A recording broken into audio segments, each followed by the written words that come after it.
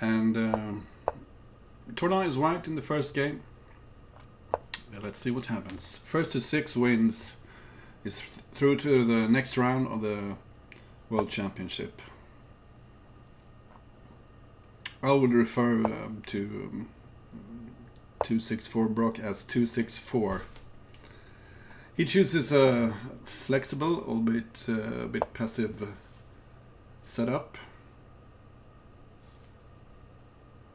And immediately white tries to push in the center. There are 2 ways to counter this. You could go knight g4, simply keeping the piece, but you could also consider giving a piece for 2 pawns by taking on d4.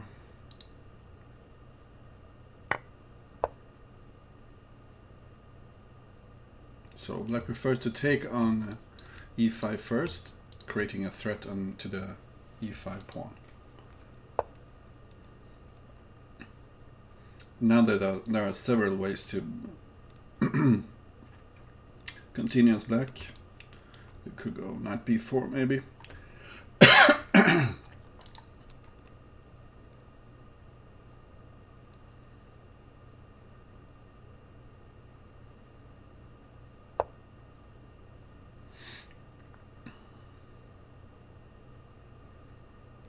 So instead,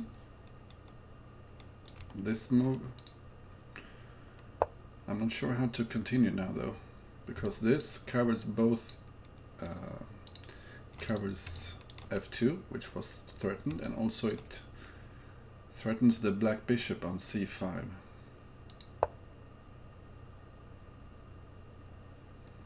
So black is spending a lot of time on moving the same pieces several times here, whereas white has a very harmonious setup.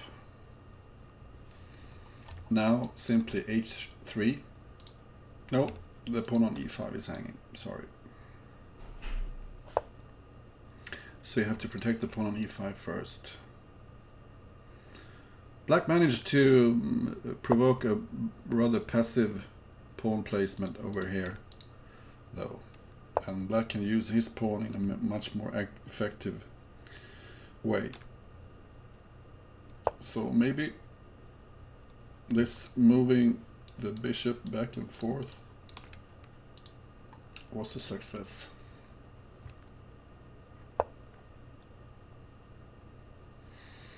Black is dangerously behind in development though.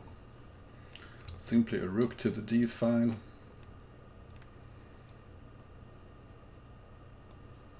Sometimes the knight can go to h5, threatening g7.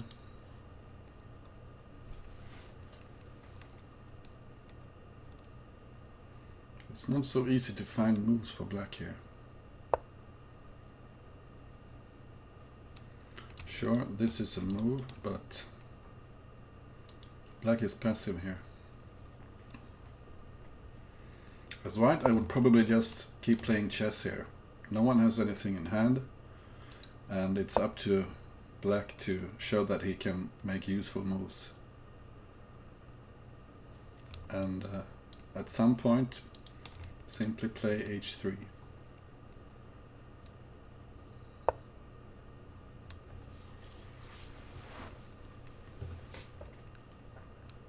So white thinks he's ready to take that knight on g4.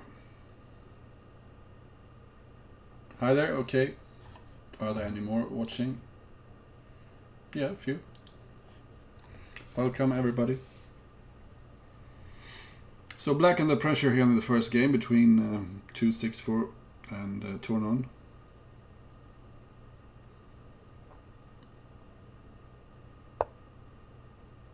And this is a typical reply. The knight is lost and black has to do the best of the situation. So if white takes here, this is a dangerous move, opening the h file. But I don't think white has any plans of taking on g4 right now. Maybe he should push the pawns on the queen side. because maybe black is trying to put his king over here, and pushing the pawns would make it less attractive to castle long.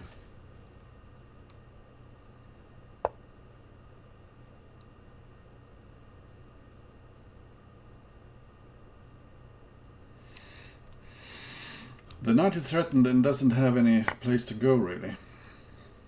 You could, though, you could just leave it on g3. But instead he gives his life on f5, creating a massive pawn center here. This, however, the counter sacrifice leaves the black squares weak. And black is close to the white king now. If you can pick up the rook, maybe place a knight on g3, it's already a mate threat on h1.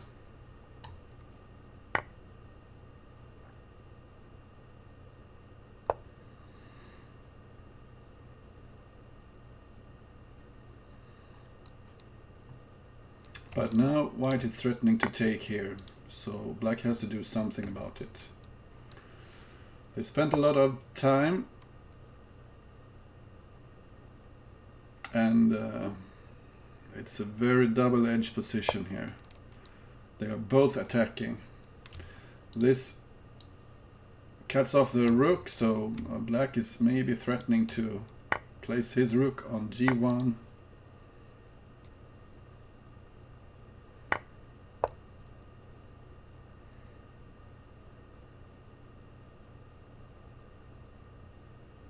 And at the moment white isn't threatening anything critical, so black could just go for his attack. White has to, after taking the queen, he has to spend one more move to get anywhere, and I'm not sure if he's getting anywhere anyway.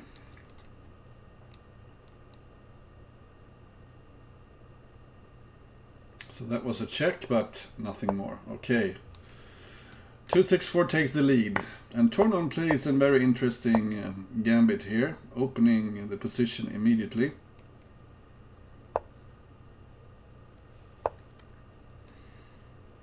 So black gets very active at the cost of a pawn.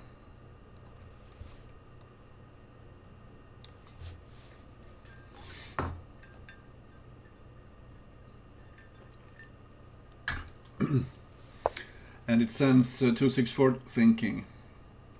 So white tries to get active himself. So this is a sort of a chicken race. Who opens the d file first? Because then we would have a possible queen trade.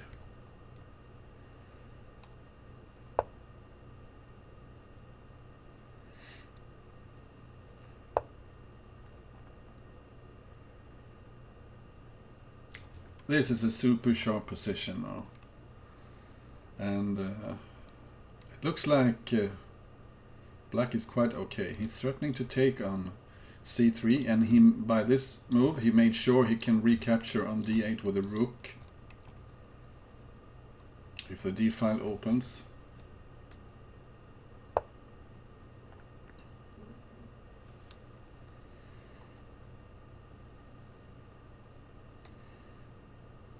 So I'm not sure the purpose here. Maybe you want to provoke this move.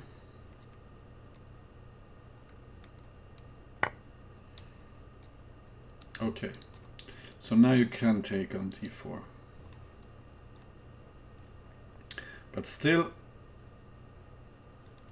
I'm seeing all sorts of nasty things happening if black just tries to maybe pawn h3. I'm not sure what to do here.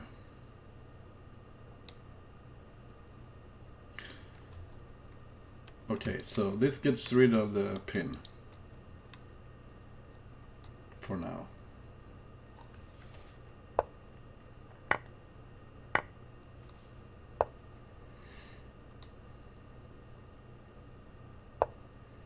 Actually, white seemed to have solved his problem now. The rook is ready to do something on the g file in case the g pawn disappears. White has to be a bit careful, because if queen takes here, you have knight at f3. And now knight c3 will probably come.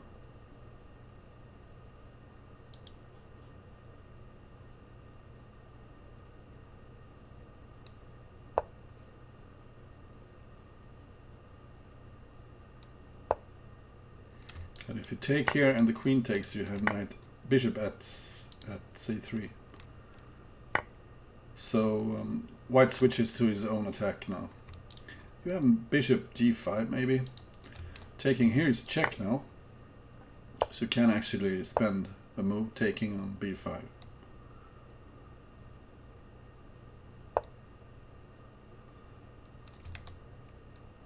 Black tries to launch an attack on the white squares here.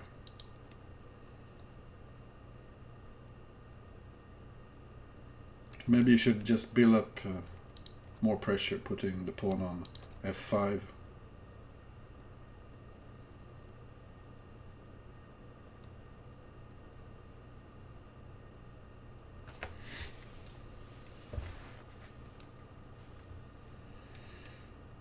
Black is down a whole piece though, and he has to be very active here, because if white gets to place all his pieces,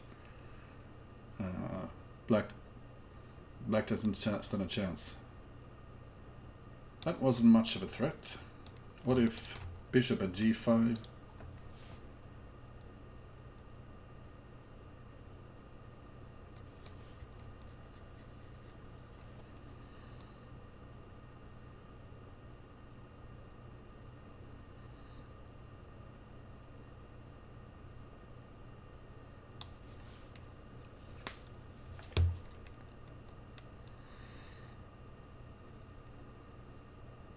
Okay, so white only needs to solve his problems now, and then he's ahead in material. Yeah, bishop at g5.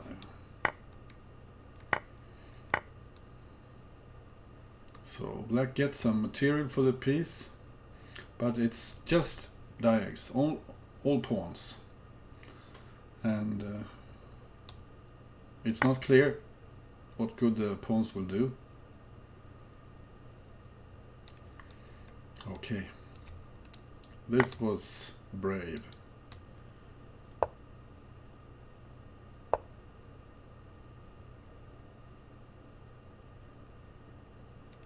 Do you want to take here and take on d8? Is that the purpose?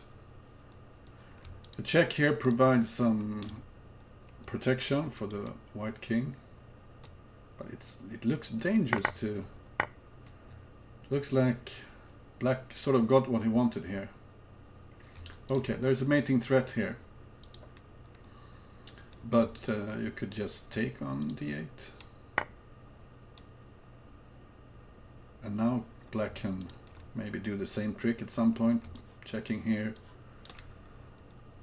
and defending. Queen here or bishop there, picking up the rook. And this isn't much of a threat. The king could run over here, even though it will get harassed by the white pieces.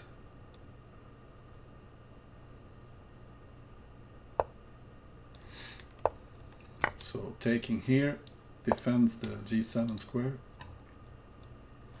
You can take here, it's still defended. And that rook is useful, because you can place it here and tie up white's pieces. I would definitely have preferred to put the rook on h1, because the rook is better here at g1, I think, than it was on g2. Why doesn't he simply take here?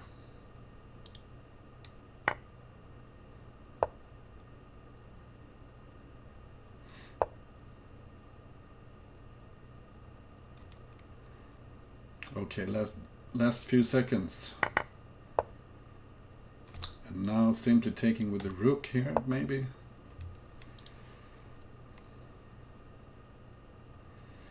Black is going on the offensive. Picking up a free knight. And with a huge attack coming.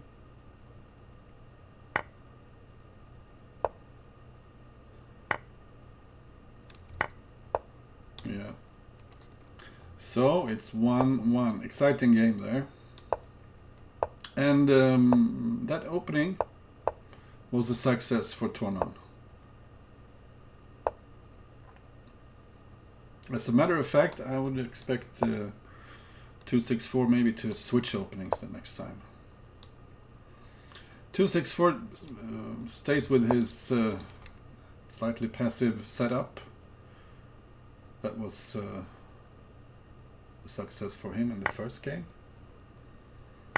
This is slightly different though, because then he put his knight on g4. Now he puts his pawn there instead. And still, it's the e5 pawn here. It's all about the e5 pawn. And now black just won a pawn here. This is just bad for white. That was an important pawn. You cannot give away pawns like that. Black could continue with the pawn on e3 maybe. Cutting off the bishop defense of the knight on g5. And black decides when to trade off these pieces. And simply pawn here somewhere will open up weaknesses in the white defense.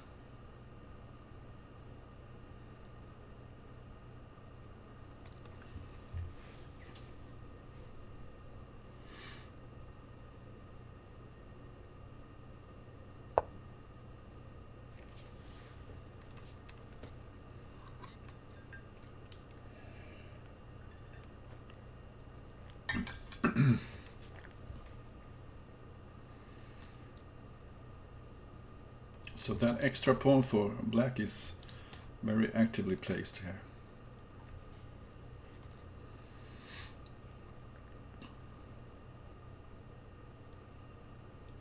And the pin is not so easy to get out of.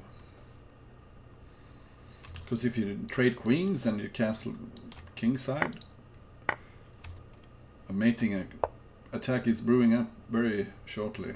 Okay, so just go back with the knight and defend the bishop, maybe. But then d5 is hanging.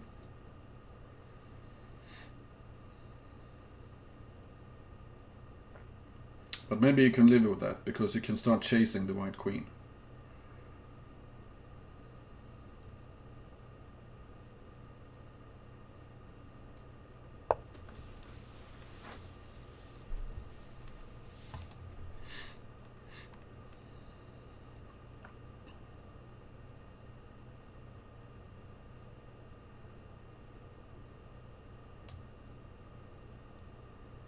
For starters, you can place the queen on e7 maybe. Let's say queen takes d5, queen at e7, and then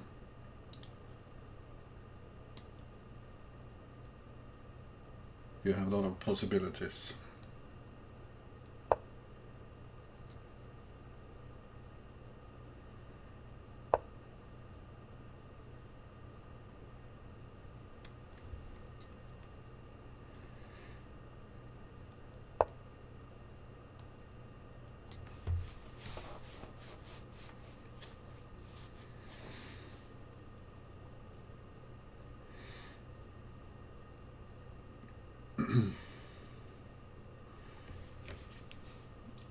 So the chat is saying Tornon is good at attacking.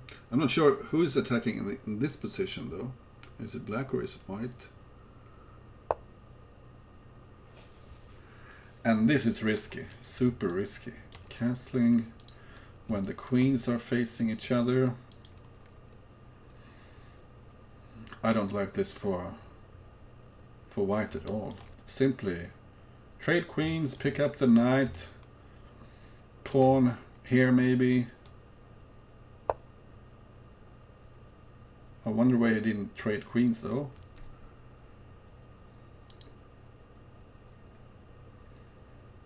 Maybe that queen isn't going anywhere. This was a bad decision by white, I think. Way too risky.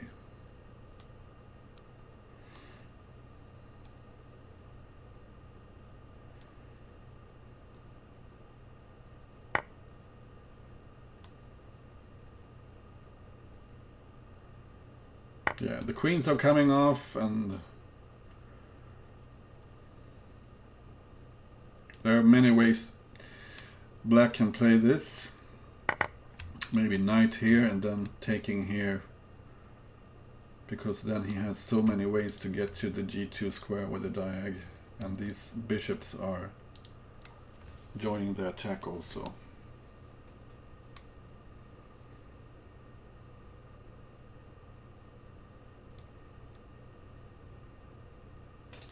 What is white supposed to do after knight e2, king h1, taking on f3? I don't see anything.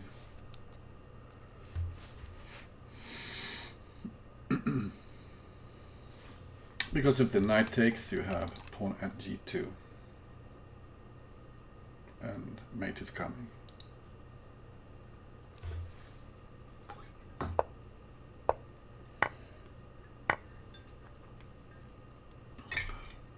And now it's forced mate with pawn at g2.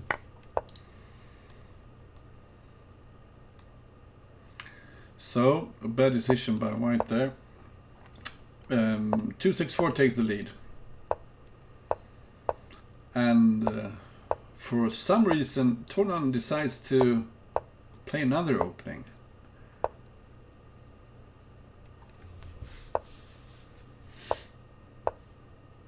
Psychologically, it seems like a bad decision, because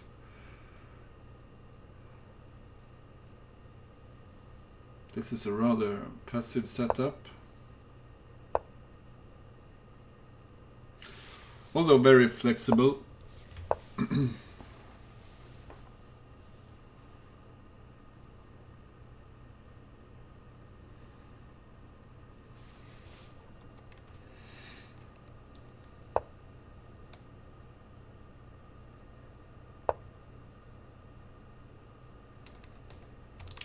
This is a nice move, hitting e6 and also making the knight hang at some point.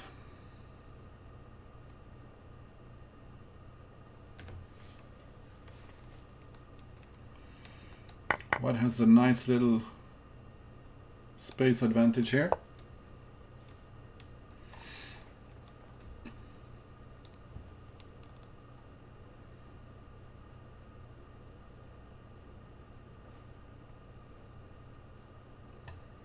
The question is, should you just leave the pieces here and let black spend a tempo, or should you give the piece for 2 pawns? And then it's black who has the initiative. He can actually take maybe on c3 and the d5 pawn could be hanging.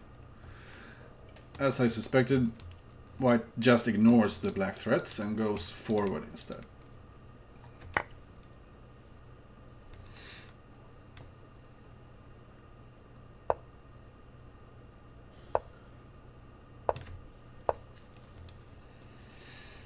But now he would really like to keep his black square bishop. So yeah, he decides to give up the knight rather than the bishop. Sometimes though, when you place the bishop like this, there's a tactical thing. You can take here, and when the bishop takes there, you can take back with the knight. So white has to be careful about that. Although moving the knight would leave this knight hanging. So we have a very unclear position. I suspect that black is quite okay here. White is up in time. And since black is thinking, I'm gonna take a sip of my drink.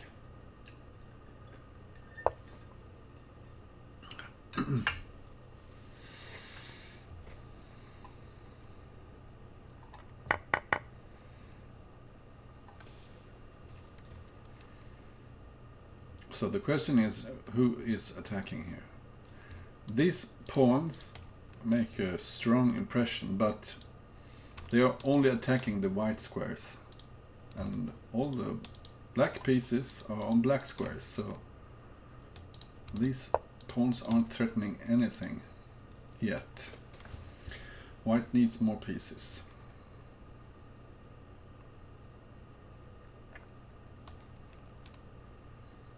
And notice how black avoids taking on c3 just so he doesn't give white the pawn to put on h6.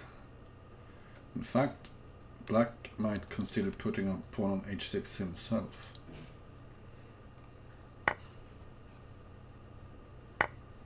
Maybe now is the time.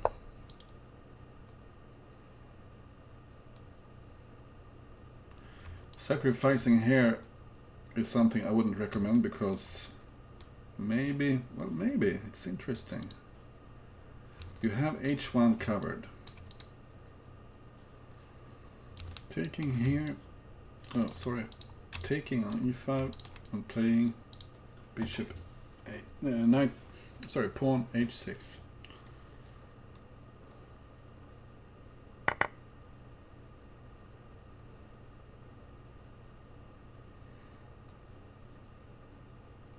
White's king looks a bit shaky, but I think he has all the important squares under control.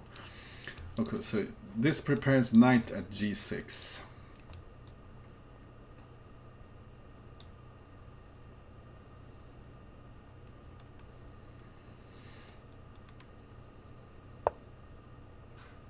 Maybe now is the time to play pawn at h6.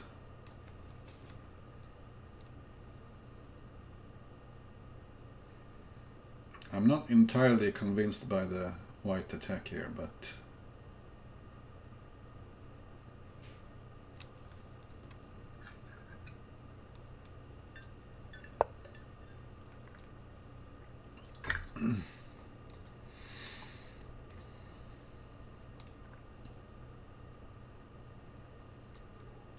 black can at some point maybe play knight h5. Ooh. Come and get me is what black is saying, because if white retreats here, black is safe. White needs to go forward somehow. But what about taking here? Can you do that? Take, take, take. No, maybe rook h7. Doesn't seem to work.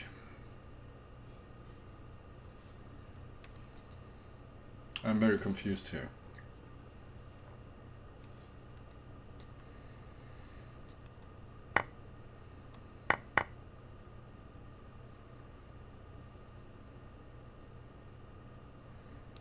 So I was guessing rook h7. Yeah, rook h7. The knight was hanging, but now this covers g6.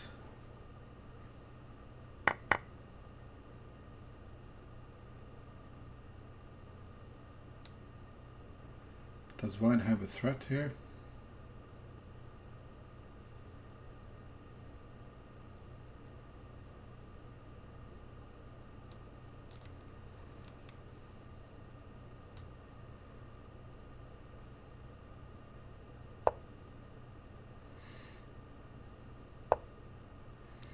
Yeah, this threatens to take on h7 with the queen and smothering with the knight on, and now the mate is coming. Yeah, simply take on h7 and knight g6 mate.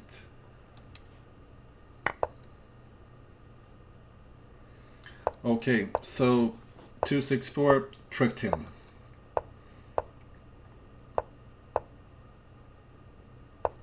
Three went to 264.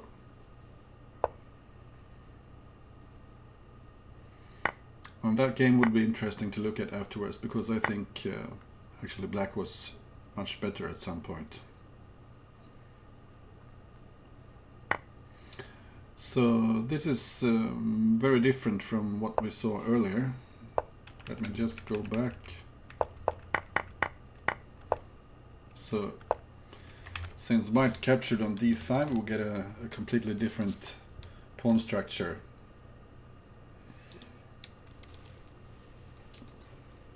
And this looks perfectly fine for black. Strong control in the center, an open b file. Strong knight in the center.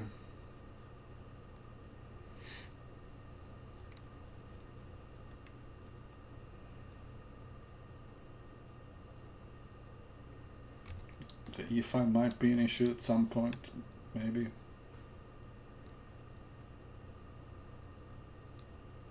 So if you take here, maybe white can take on d6 with check before he recaptures.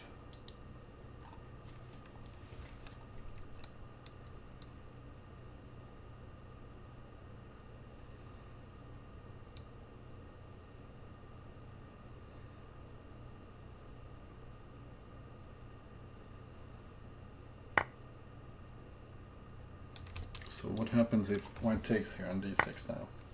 Oh, he didn't. Well, now he can just put another knight on e4.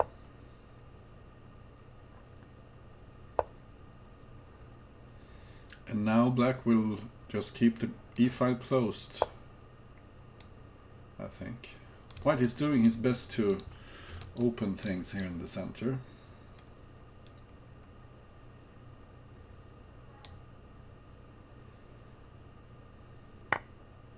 Yes, maybe something like this. Maybe temporary knight sacrifice on f2. Put a pawn on e4. Something like that. Pawn here looks good for white.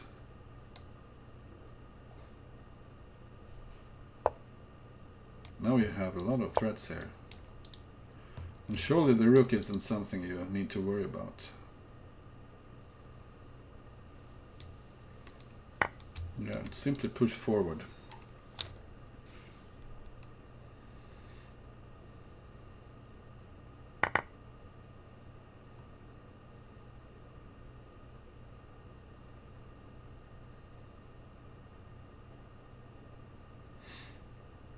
Yes, I'm guessing black needs to open things up very quickly now. Take here, take, maybe a knight on h3, bishop takes, and the rook might become useful. That looked slow, I think.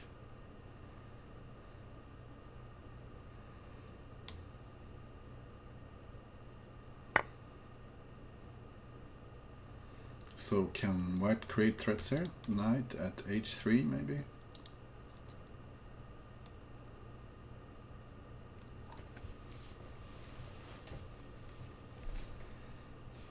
I'm not sure white should have taken back on d5. This leaves the white king way too naked. Black has several interesting options here. A knight here and just trying to trade the rook and piece for the queen.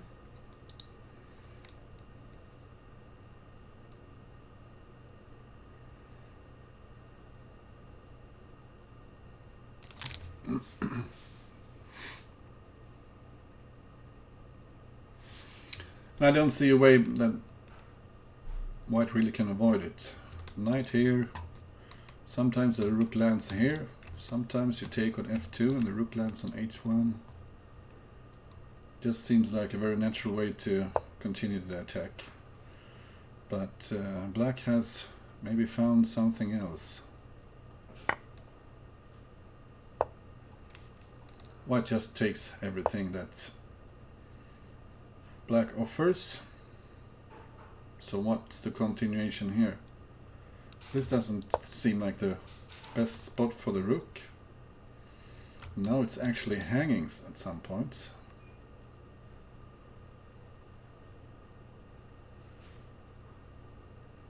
Maybe white should just take it.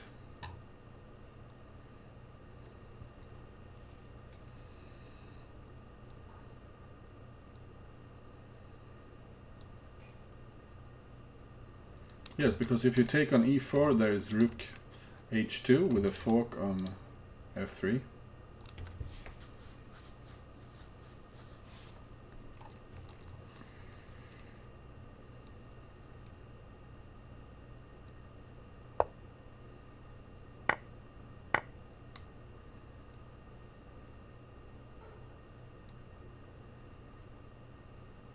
Taking on h3 would allow knight at g5.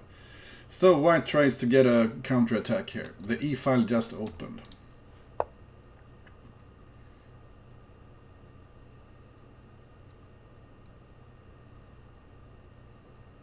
And white has plenty of time to try to figure out what to do next. Maybe if you take now, knight at g5 is not an option since this knight is pinned by the queen. But taking here allows bishop takes f3 maybe.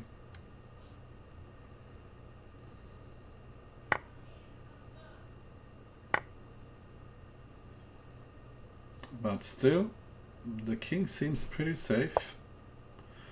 Black only has pawns and knights, so the white king can retreat to h2 if it gets checked.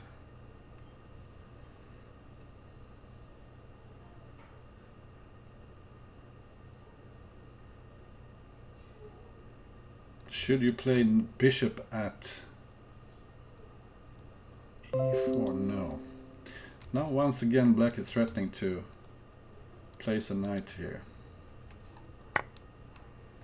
So white gets rid of this.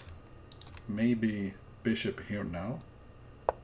Because the bishop is covering b7. At some point I would like to place a bishop here. Maybe now is the time. Keeping that heavy is risky because now black suddenly might have his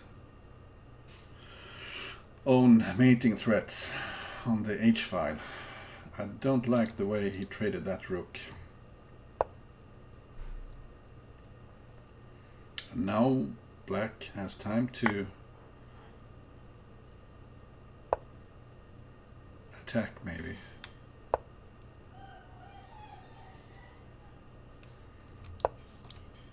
But now it's mate. Check here, check here. Okay, let me just take a quick look at the end of that game because I think white was winning.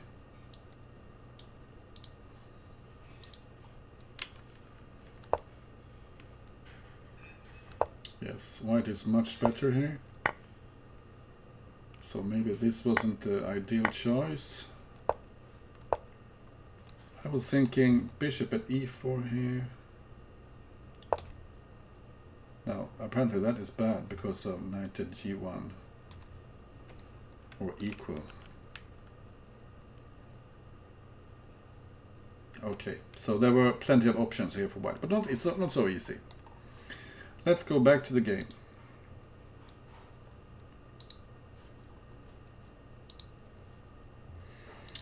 And 264 is up 4-1, so Tornon needs a win badly.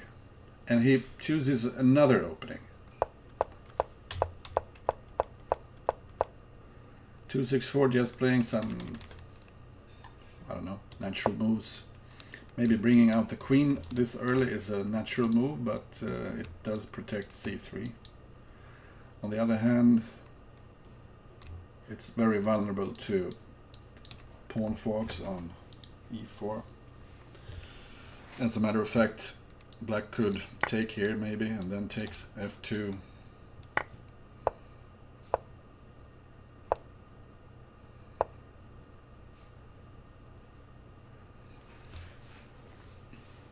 Well, he didn't take on c3 first. Okay.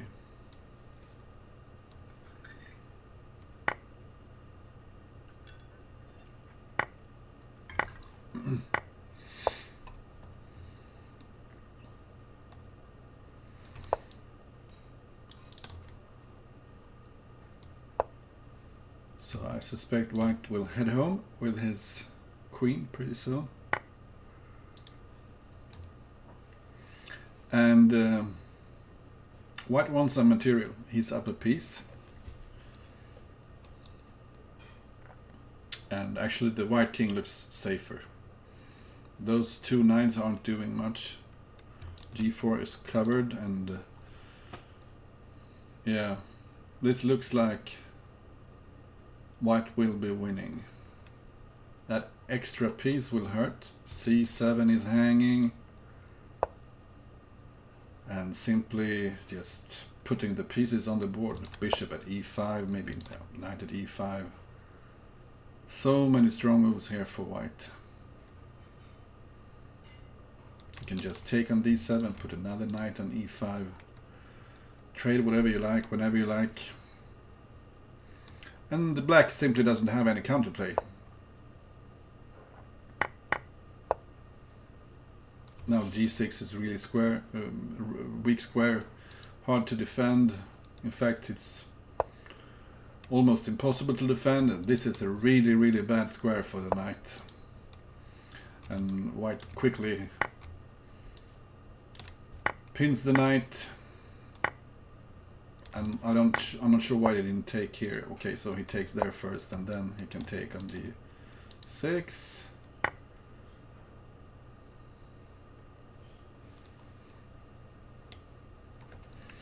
Let me just show you. I like to take on G6 in this kind of position, because you take here, you take there, and then this knight is just silly. And then maybe you can put a rook on G8 or something. Oh well. This is obviously very, very good for white. So he will pick up the rook eventually. Knight here first, so then the king is just walking up the board, and it's another win for 264 5-1. And Tornon hasn't found a way to gain an advantage as white. So this is the same opening as in the last game, where I think black got out of the opening just fine.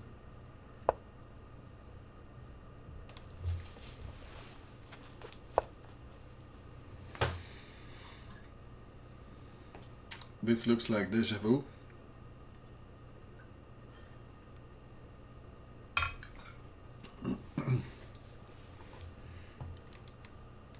So in that game, white played rook e1. And now we see something slightly different. But this is not a very active move. If white takes here, black simply takes back. So what can you do with that pawn? Maybe place it here. Placing it on f4. Is that a good move? Because if white takes here, you can take on g3 maybe. He puts it on h3. And if you take here, maybe you take on f3. Yeah. This is so bad. Well, I would have preferred maybe to just go with the other knight to g5 and have the other knight in hand ready to attack.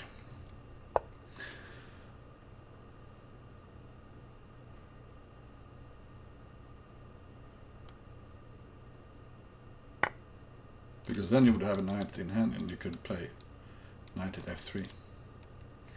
But still, this is very good for black. All these pieces are participating in the attack. And if white puts something here, you simply take it. And then you can fork on f3.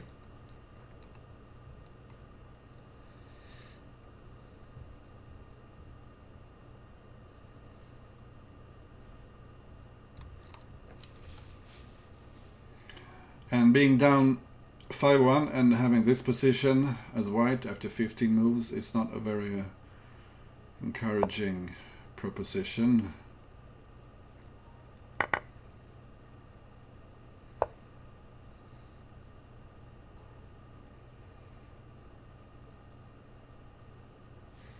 And you can't even give up the queen, because queen takes here, and then you take there, and it's mate on h2.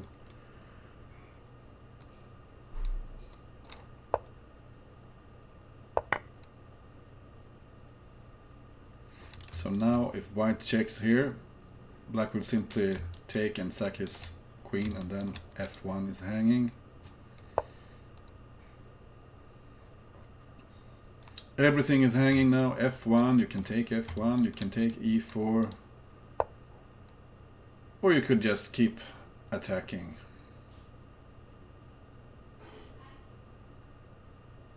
Black wasn't really calculating here, but I think he just feels that knight at f6, take, queen takes, and this will lead to mate somehow.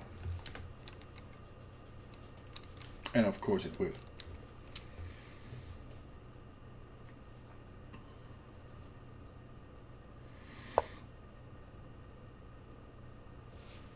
White does his best to cover the f4 square, so when white takes here, he doesn't have knight at f4, but now he has to defend the f3 square as well,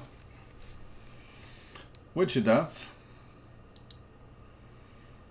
But I would consider queen at f3 here. Okay, so he has another knight now. And now that knight will land on h4. And then it's mating next move. That was a very impressive victory by 264. He got surprised in one game as white. And I'm surprised that Tornon didn't continue with the e5 gambit he played in that game. But the key to 264's success was his black games, where white simply couldn't manage to touch him, really. Okay, congratulations once again. And thanks for watching. Any last thoughts?